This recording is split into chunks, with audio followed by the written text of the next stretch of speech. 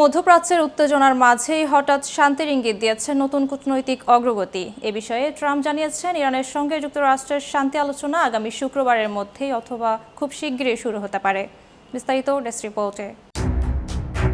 মধ্যপ্রাচ্যের উত্তপ্ত আকাশে হঠাৎই বইতে শুরু করেছে শান্তির হাওয়া।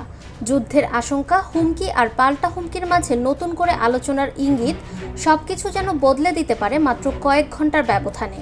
এমন এক সংকটময় মুহূর্তে যুক্তরাষ্ট্রের প্রেসিডেন্ট ডোনাল্ড ট্রাম্প জানালেন, খুব শীঘ্রই ইরানের সঙ্গে শুরু হতে পারে বহুল প্রতীক্ষিত শান্তি আলোচনা। দ্বিতীয় দফার শান্তি আলোচনা আগামী শুক্রবারের মধ্যেই শুরু হতে পারে এবং এ বিষয়ে সুসংবাদ পাওয়ার সম্ভাবনা রয়েছে।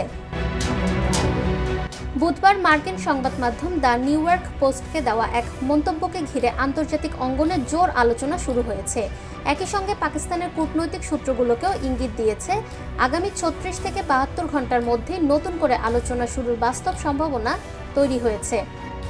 ইসলামাবাদ ভিত্তিক একাধিক সূত্র জানিয়েছে, তেহরানের সঙ্গে মধ্যস্থতা প্রচেষ্টায় ইতিবাচক অগ্রগতি হয়েছে। সংশ্লিষ্ট সূত্রের দাবি, দুই পক্ষের মধ্যে যোগাযোগ অব্যাহত রয়েছে এবং আলোচনার ভিত্তি তৈরির কাজ প্রায় শেষ পর্যায়ে। এর আগেই ট্রাম্প বর্তমান যুদ্ধবিরতির মেয়াদ বাড়ানোর ঘোষণা দেন। তিনি বলেন, ইরানের পক্ষ থেকে একটি একীভূত ও স্পষ্ট প্রস্তাব না আসা পর্যন্ত যুক্তরাষ্ট্র অপেক্ষা করবে। এই ঘোষণার পর থেকেই পাকিস্তান কূটনৈতিক তৎপরতা আরও জোরদার করে। ইসলামাবাদের এক কূটনৈতিক সূত্র জানায়, বর্তমান পরিস্থিতি মূল্যায়ন করেই আলোচনার সম্ভাব্য সময়সীমা নির্ধারণ করা হয়েছে। আন্তর্জাতিক পর্যবেক্ষকদের মতে, এই আলোচনায় অগ্রগতি হলে তা শুধু যুক্তরাষ্ট্র ও ইরানের সম্পর্ককেই নয়, পুরো মধ্যপ্রাচ্যের স্থিতিশীলতার জন্য গুরুত্বপূর্ণ ভূমিকা রাখবে। বিশেষ করে হরমুজ প্রণালী সহ গুরুত্বপূর্ণ বাণিজ্য পথে উত্তেজনা কমে আসার সম্ভাবনাও তৈরি হতে পারে।